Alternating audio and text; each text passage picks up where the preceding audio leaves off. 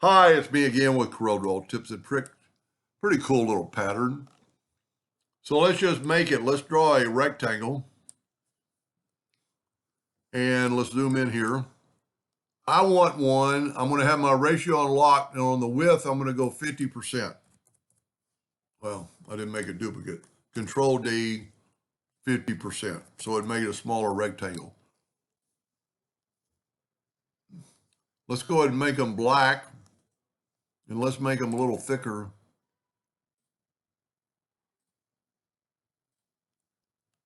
Then I'm going to group it together, Control G, Control D. I'm going to rotate it 90 degrees. I'm going to take them both and I'm going to hit B to put it to the bottom. That's about the right width and everything. So I'm going to take my virtual segment delete key and I'm going to delete these lines. On this one, I'm holding down the Alt key. That's going to help me draw a straight line. Now I'm going to take this, I'm going to go to Object and convert it to a curve. And by doing that, I can take this. Well, I'm going to have to ungroup it. And I'm going to take my shape tool and I'm going to grab that node right there. I'm going to go right to that node. Now I'm going to take my virtual segment delete key and delete those lines. So that's all you really need to do. Now we need to put in the shadowing, and there's several ways to do it. I think the best way, and a tool I very seldom ever use, is the 3-point rectangle.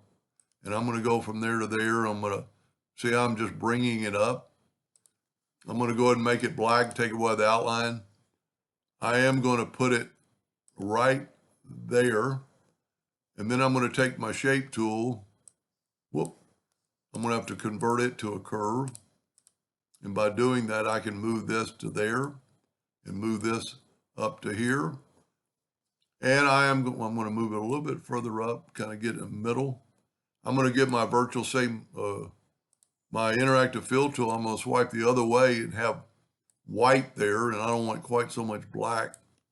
Now I need to put it to the back of the page, so I'm going to go order back a page, and you can see now it's in those lines.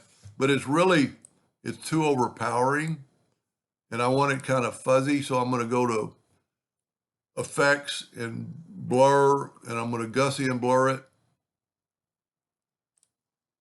And that's going to give me that little bit of extra, I'm getting a different, here I can change it. Change the blur, transparency, basically. That's not too bad. Now I need to do the other on the same thing on the other end. This time I'm just going to use a regular rectangle tool and make it black and take away the outline. I'm going to go ahead and interactive fill tool before I do anything else. So I'm going to swipe that away and it'll put me that white there. That's a little overpowering. So let's take it now and go to Object, Order, Back a Page. And then it's still selected, go to Object, Blur, and Gaussian blur. And there's several ways you could do this. I'm getting a different window than I normally do on Gaussian blur.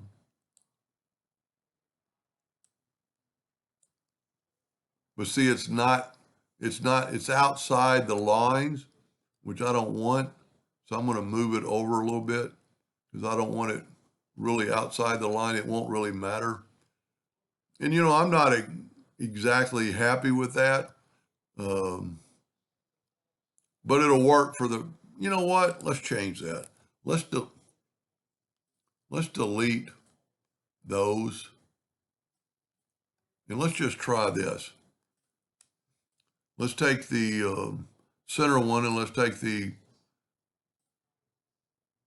Smart Fill tool and fill it in with black. And then let's use the interactive fill tool and we'll put black on both ends. But I'm going to put a white in the middle. It might even look better. I think I like that. Go a little bit further out.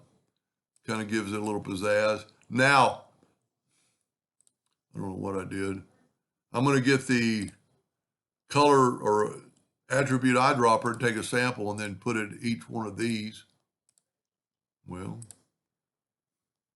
you know what? Because I'm kind of overtaking that. Let's take the Smart Fill tool and fill that in. Well, that's why it didn't work, because I didn't have it filled in. So now I'm going to take the attribute eyedropper, take a sample there and put it in there, put it in there, and see how it's kind of offset. You can always change it. Get your interactive fill tool.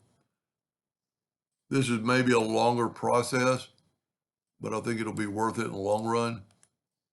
Give it a little bit of shine. Now, we're on top of our lines, so I need to select all this and go object, order, back a page, and, well,